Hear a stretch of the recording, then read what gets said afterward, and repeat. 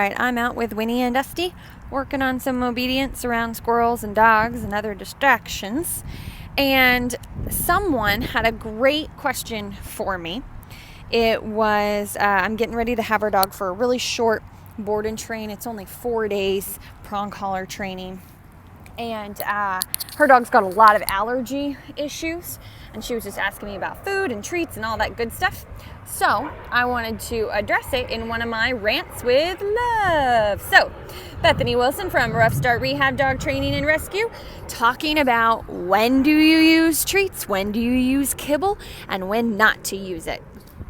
All right, everyone. So there are so many different instances on when I might use food, when I might not, when I might use something high value that could be considered a treat, like liverwurst or boiled chicken or something really yummy like that. So let's talk about that. Typically on my board and trains, I don't use food.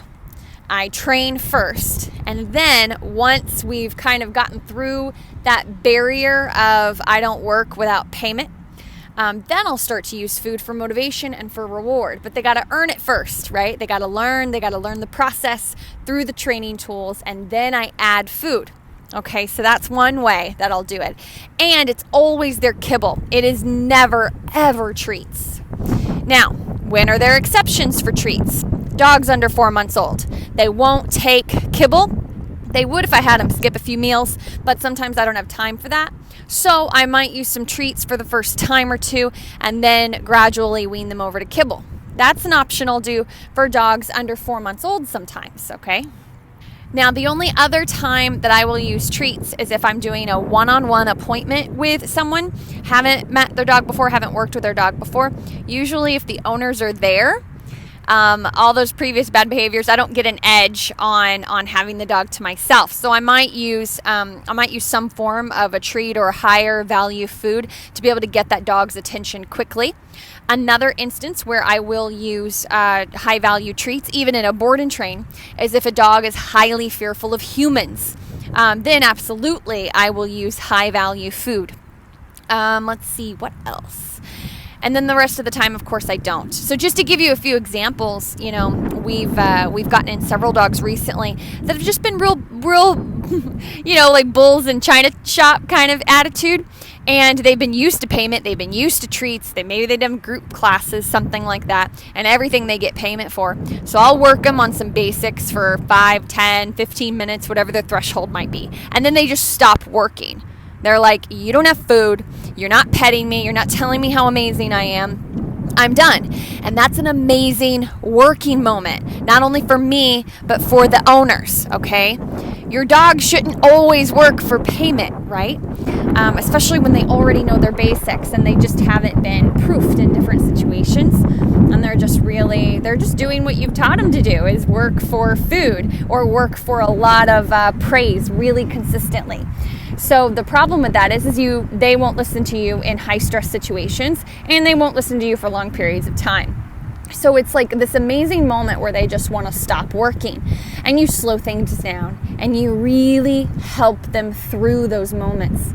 The bond that you build with your dog by doing that is so great. It is way greater than any other way that you could possibly do it, because it's a bit of a standoff, right? So you're telling your dog that you've got this. You got the confidence and the know-how, you can handle this. And if you can handle that situation and work your dog through that tough spot, then if you have a fearful dog, an aggressive dog, an overexcited dog, then of course you can handle that. It'll just make your dog pay attention to you more. Now, once I work them through that process over the course of a day or two, we do it several times, then I'll start to pair their regular kibble. That way it's just that way they really are working for their food. Completely changes the mindset of the dog, right? Completely changes the mindset. Now, if I'm really struggling, even with a dog that's not fearful, if they are just so used to being baby to death, basically. I might try like a bit of an interrupter with food, but it's long gone very quickly before I enter it back in. I might use it to just break a little stubborn barrier. So, you got to know your dog, and you also have to understand that for those of you out there who do group classes, for instance, of course you got to use high value treats.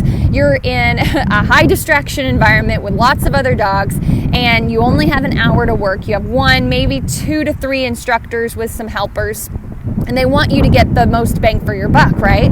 So they want to see repetition, they want to see your handling skills, they want to see how the dog responds. So of course it's food, redirect.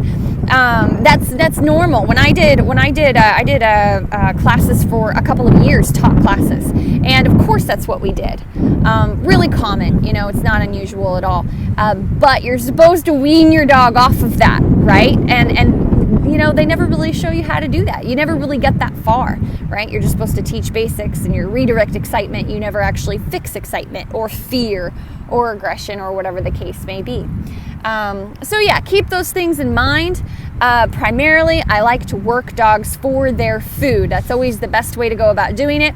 I'll do it with puppies, have them skip a couple meals. Not usually, it doesn't even take that. It takes skipping 1 meal, and then I've got their complete focus, right? And then I can really train them and work them and help them understand what I want.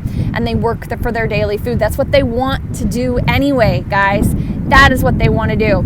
They don't want handouts. And when they get all these handouts for sitting, when they've known how to sit for years, you get an ornery dog. That's usually how it goes. Not always, not everybody, but that's usually how it goes.